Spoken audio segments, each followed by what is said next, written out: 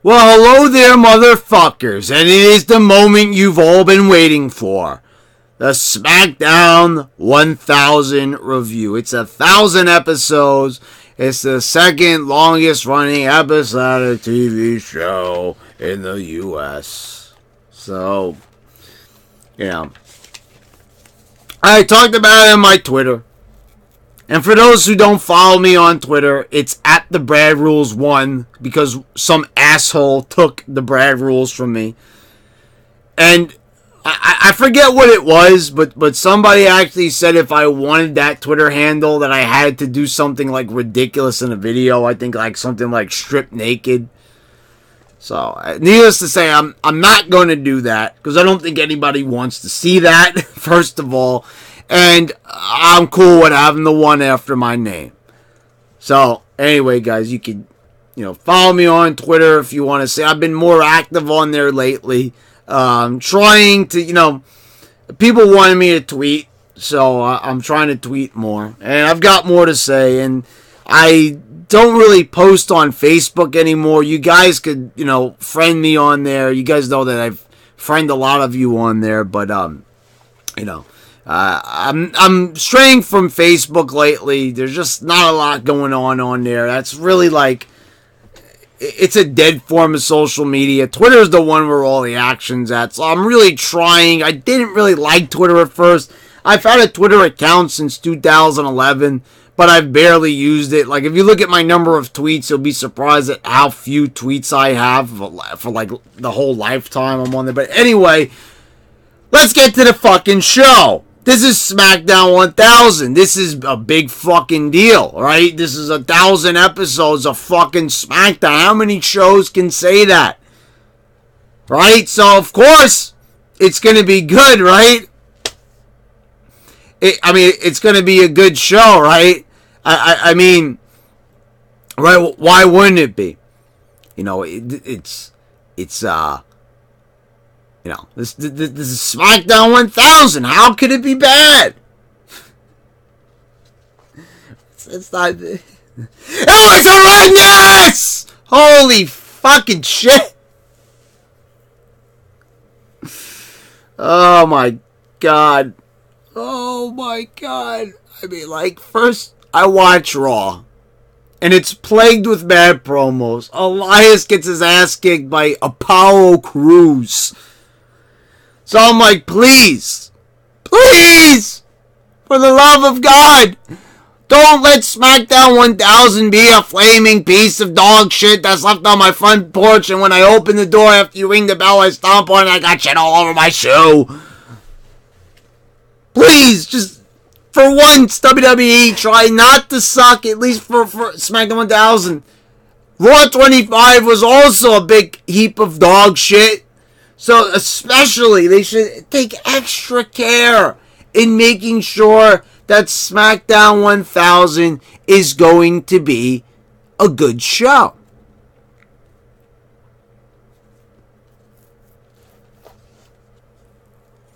We start off with True TV, which I thought was canceled, but it's good that it's not. So, R-Truth is there with Carmella, and it's like, I look at, like, Carmella, like, wasn't this woman the women's champion? Wasn't this girl the women's champion? You know what I'm saying? Wasn't she the one getting heel heat just a few short months ago? She loses the belt, and she's a sidekick now. Isn't this whole thing like, oh, women are independent, and we're on our own, we've got our own pay-per-view, and I bet you, if anything, she just probably has a spot in that Battle Royal. That's all she's probably going to do at Evolution. It's just amazing. It really is. Like, this girl was the women's champion, and now she's just like a co-host on the fucking show. So, R-Truth has got more charisma than fucking 75% of this goddamn roster. I've talked about in 2011 how he showed a lot of promise. He looked like a main eventer. He sounded like a main eventer. He looked like he belonged. Somewhere along the lines, I don't know what happened, they just made R-Truth into like a delusional lunatic. that was kind of what he was supposed to be in 2011, like delusional, but, you know, in a way where it didn't make him seem like an idiot. Now they just made him like he was dumb. And that's the way he's remained for quite a few years already. So the Truth TV is a interesting way of getting truth on TV. He's entertaining. They do the 7-second dance break. So they call out Stephanie, and Shane comes out, you know, and they're arguing over, you know, what's the better show.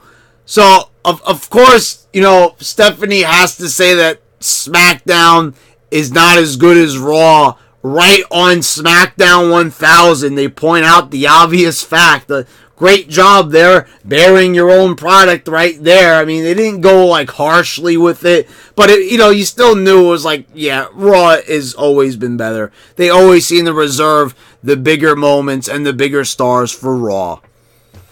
So, you know, right here on SmackDown 1000, we're already burying the fucking show. Stephanie is just so goddamn fucking detestable. I've said it so many times in the past, but it bears, you know, reiterating. It really does, because she's just so fucking annoying. And the thing is, she's supposed to be, she's calling the crowd stupid, and she's like, you know, she's dancing around with cancer patients one week, and she's acting like a giant bitch the next week. What the fuck is up with it? Like, she's also, like, so weird. Do you guys, like, watch the faces? It's like, she wants to be as charismatic as her father, but she'll never get to that level. She'll never be there. She was good at getting heat. She did a good job. And, you know, she talked about how she was the first ever SmackDown GM, and she was actually pretty likable then. But, you know, when they started acknowledging that Triple H and Stephanie were really, like, they weren't a couple as a work, and it was, you know, definitely a shoot, that's when they really started making her into, like, a giant asshole where no one could say anything to her, no one could say anything back. And, you know, it's been horrific the past few years, to say the least. So Shane comes out, you know, like I said, and then Vince McMahon comes out, and he dances, you know, which was funny. I like seeing McMahon dance. He's always entertaining, and the funny thing is, he goes, you know, the E in WWE stands for entertainment, so let's entertain them. Vince McMahon looks like he's half fucking dead, but whatever. He's still in great shape. He's better shape than most younger people, for fuck's sakes. But I mean, you look at the face, man. It looks like his face is about to melt off. But fuck, anyway, it's just hard to see McMahon like that after seeing him, you know, for so many years. But whatever. So, you know, Vince McMahon is dancing it up, right? You know, that's what it's all about. Let's have shows in Saudi Arabia where they kill journalists. It's all about lining our pockets. I'm just biding my time until Disney wants to buy us out, right? Because we're complete sellouts, right? Get more charities. Come on, bring them all in. Party it up over here. Yeah. More charities, more money. Fuck the product's quality. Let's dance. Can't wait until the XFL dies again. Hey, hey, hey, hey. Hey, 7-second dance break. The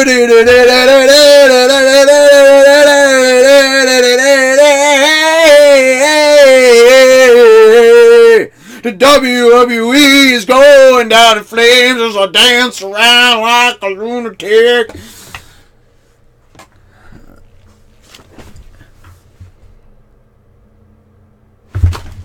Hey, give me some money, give me some money. The WWE is dying. Come on, Disney, come on, Disney. Buy this fucking piece of shit. I mean, like, are we fucking like? It's just so funny that Vince is talking about entertainment. Where's the entertainment? Where is it? Where's the entertainment? Is it in here? I don't see any entertainment. I'm looking. I see socks. I see fucking socks, but I don't see any fucking entertainment, Vince. I don't see no goddamn fucking entertainment.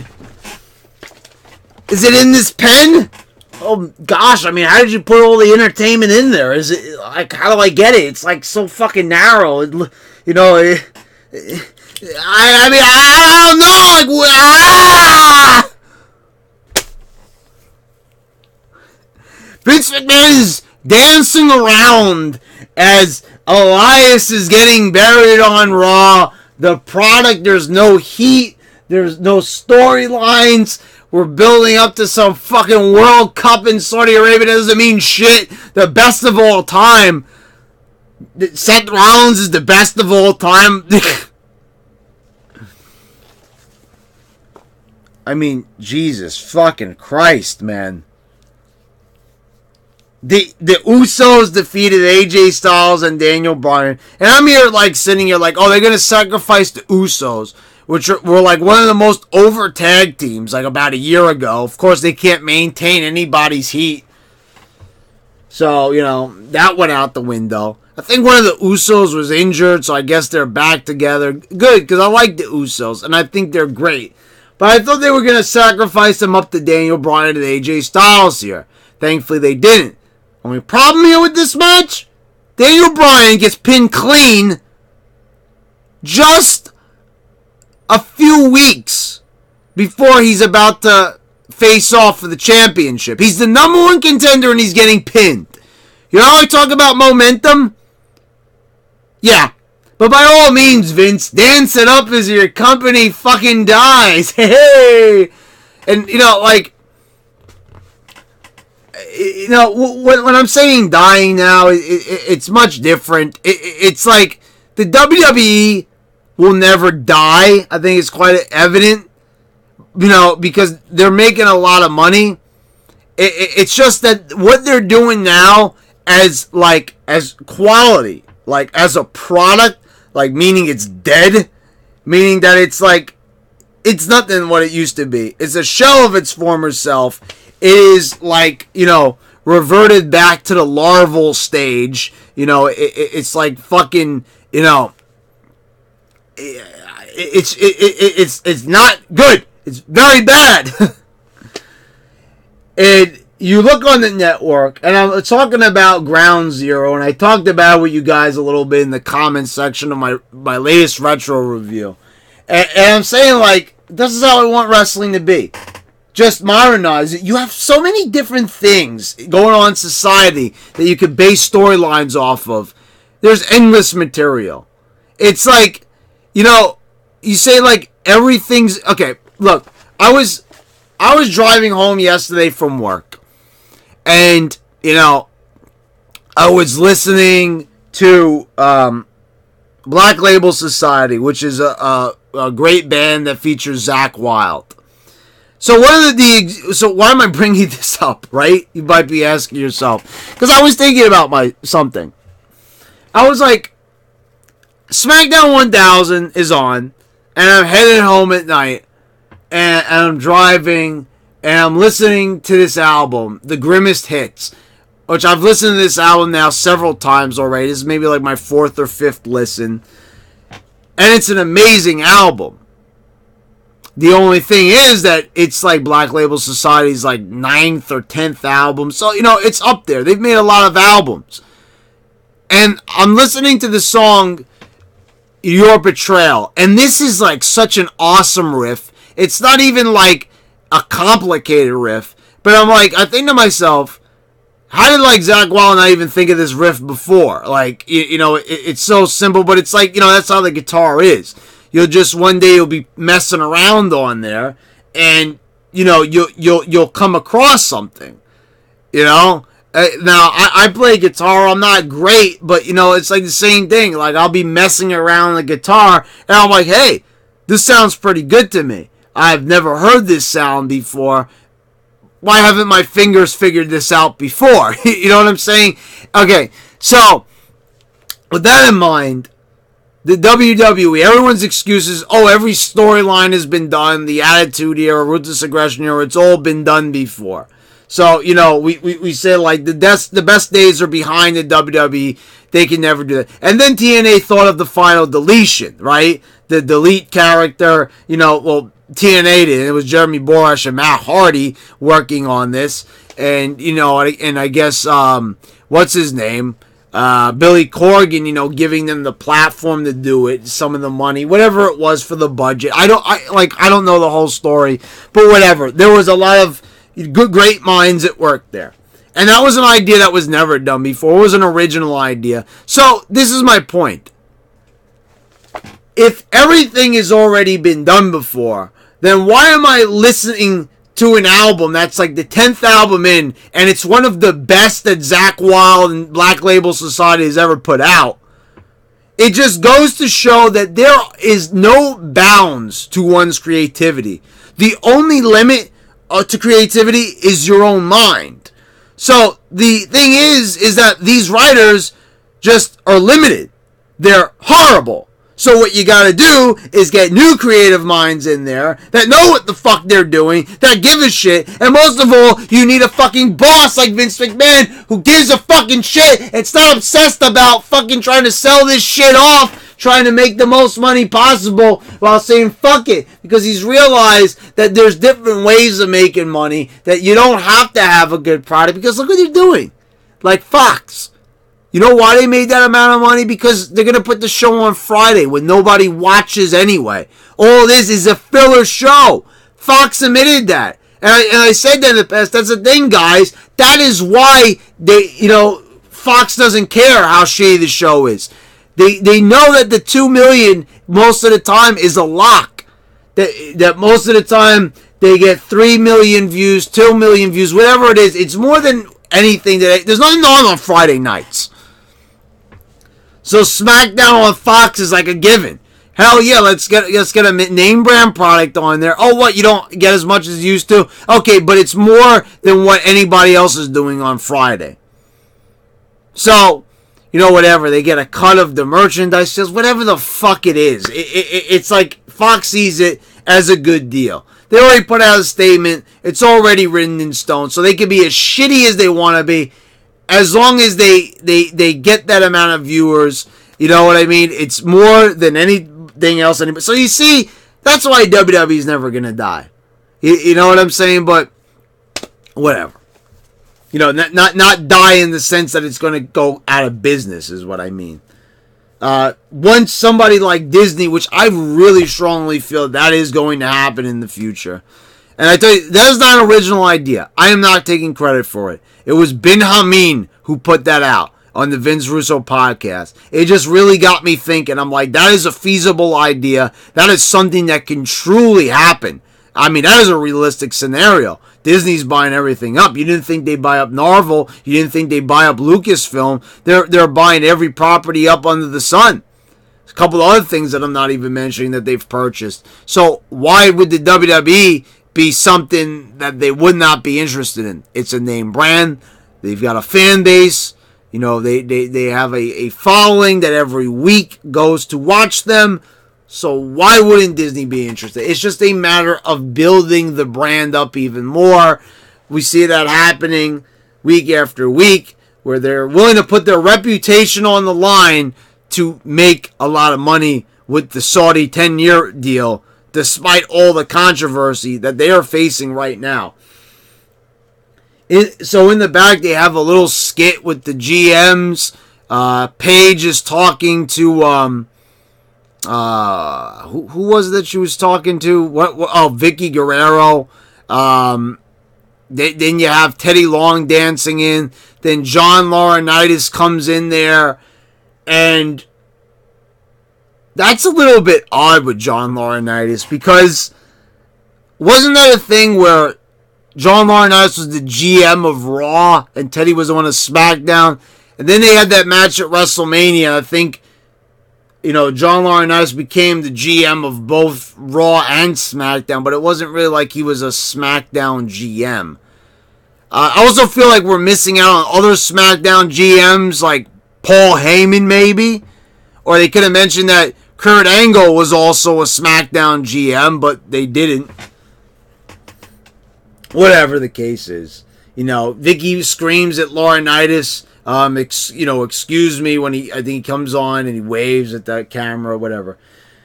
Then we go to Evolution. So we got all of Evolution. Triple H, Ric Flair, Randy Orton, and Batista. Ric Flair was looking super old here. I'm just putting it out there. Batista put everybody over. Randy Orton said that, all you guys, I'm the only one who's consistent. And he says, I'm here making a name for myself. And there was something a little bit weird about this speech. Because Randy Orton has been in this company now for 16 years.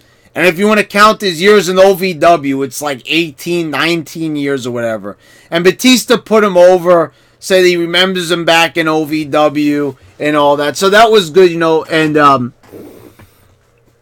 then you had Batista saying about Triple H that this guy has done everything except for one thing, beat me. And then, there's like a tense moment. Then they hug.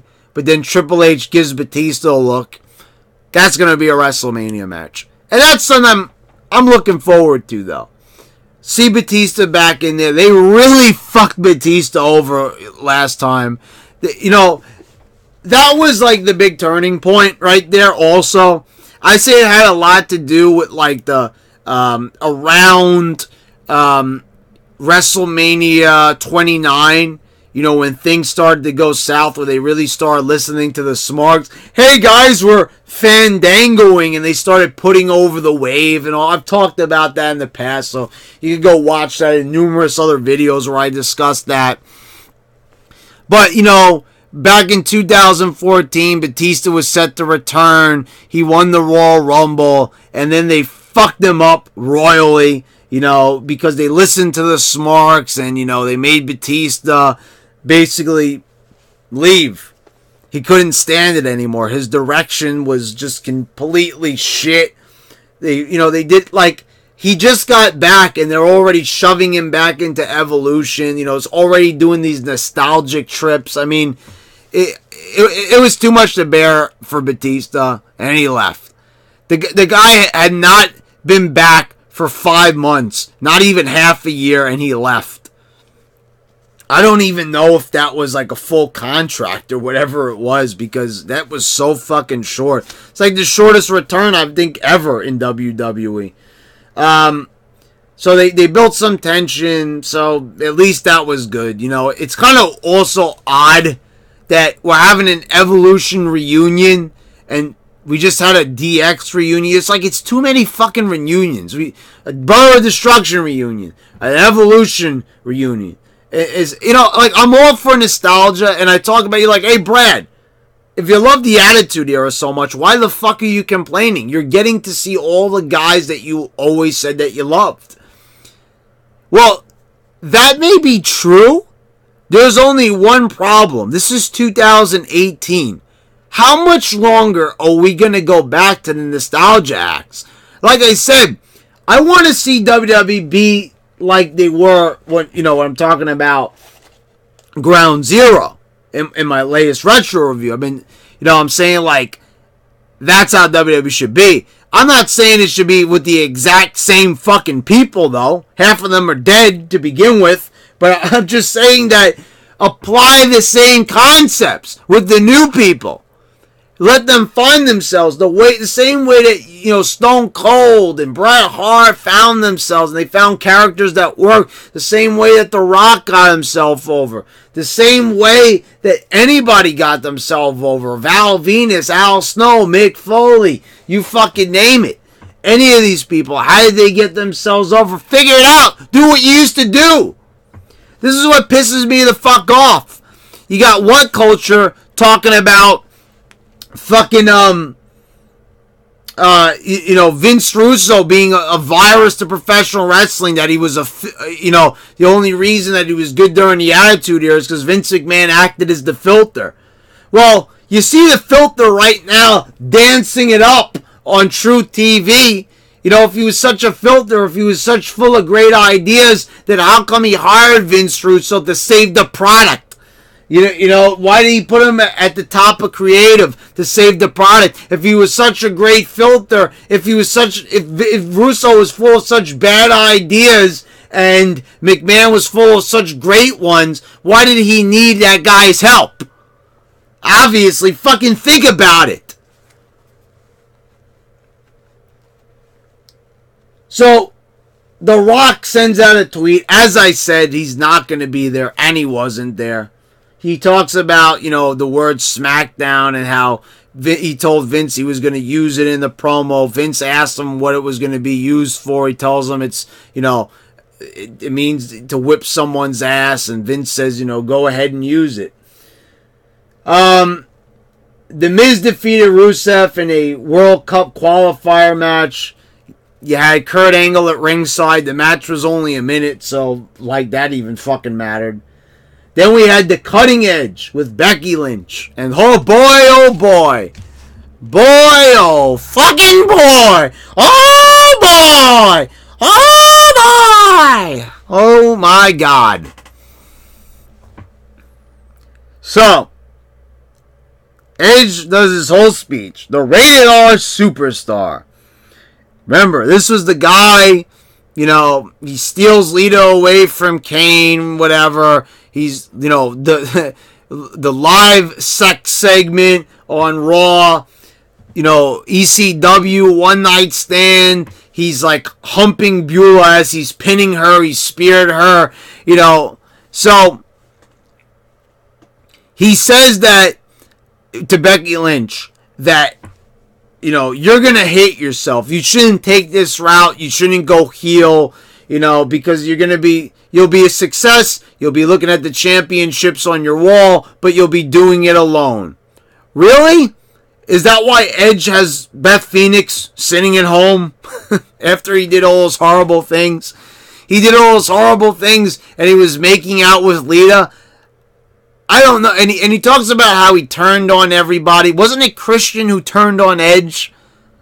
So this promo, when you look at Edge's past, and you look at Edge's present, it doesn't really make a lot of sense because there was a good period of time, a good 4 or 5 years where Edge was working as a heel, and he did just fine for himself.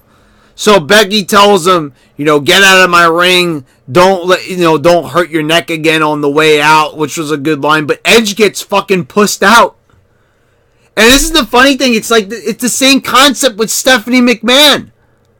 I don't know if they don't want guys saying anything mean to the girls like Chris Jericho used to say to Stephanie. Maybe they don't want that type of, you know, stigma, I guess. But Edge just like, you know, shuts his mouth and complies with Becky Lynch. Charlotte comes out, beats up Becky, but I don't want to fucking talk about that. What the fuck was up with this? Edge, this multi-time world champion, this multi-time tag champion, part of one of the greatest tag teams of all time, one of the best wrestlers of all time. What, you know, charismatic. What happened here? They pulled him here just to get pushed out? After all the hard work he put in to SmackDown 6, you know, you have him get pushed out here? Like, what the fuck? Like, this bothered me. I'm sitting here saying to myself, are you fucking kidding me? Like, this is Edge, this is his reward. You have him get pushed out on his own show, you could say? Fuck, like, this is SmackDown 1000. And do you think maybe, like, don't you think that theme song for Becky Lynch is a bit too positive? Like, they didn't, you know, she goes heel and it's like this upbeat, energetic song. Like, you don't even change it. Like, do they care about anyone's character in this fucking company? Or is it all just about making money?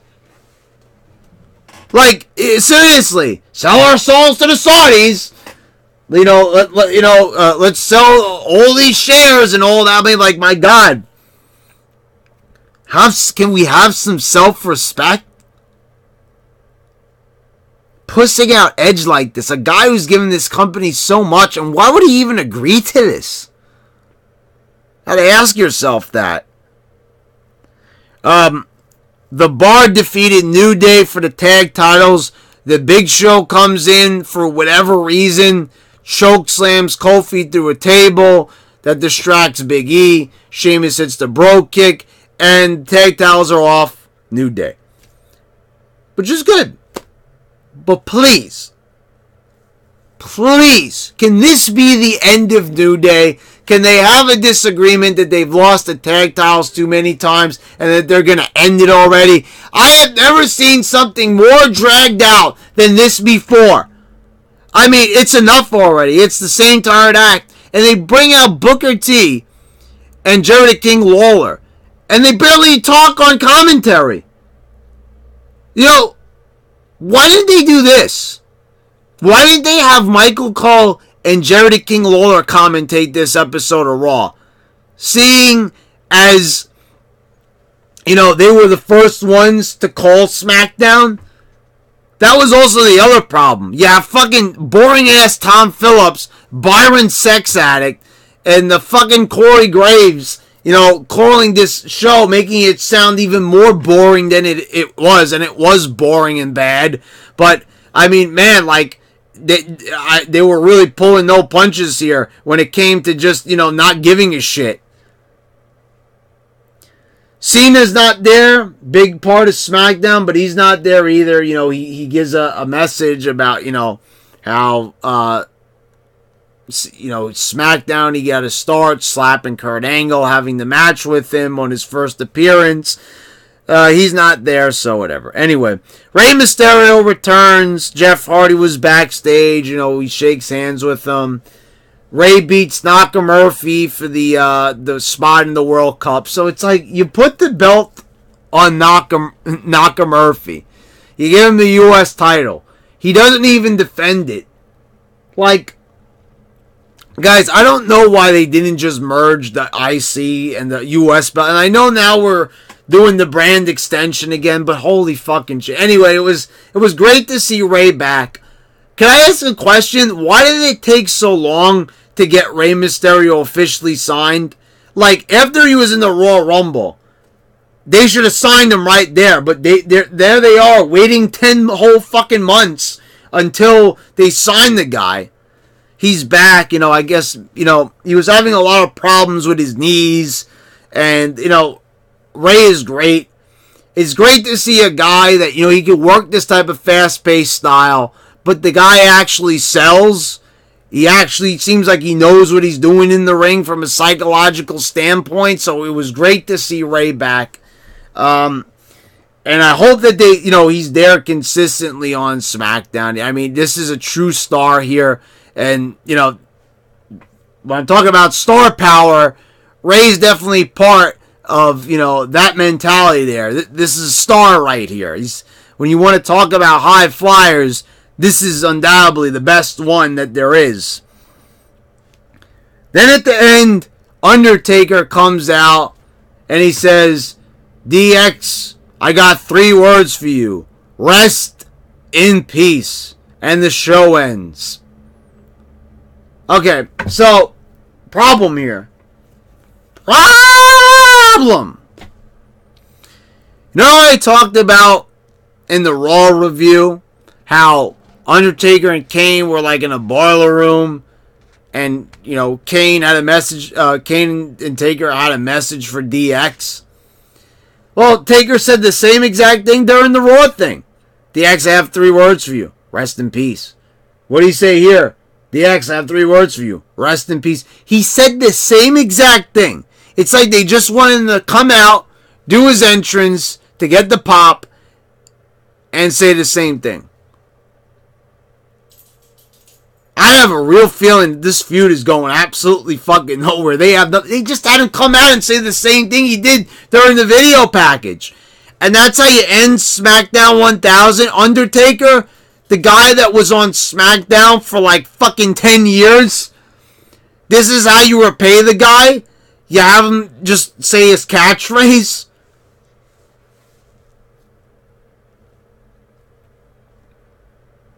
Wow. I mean, I don't know what else to say. I mean, that was SmackDown 1000, guys, from start to finish. I mean, there you go. Great show, right? What a celebration for the ages. I mean, it was like a bad show. And SmackDown's already a bad show. It was like Raw 25. It was just a bad show with a few legends. Half of them weren't even there or booked to be there. I mean, Kurt Angle, he's there for 1 minute on commentary. On Instagram, he teases Team Angle. I mean, that would have been exciting. Shelton Benjamin's there. They didn't even bring him out.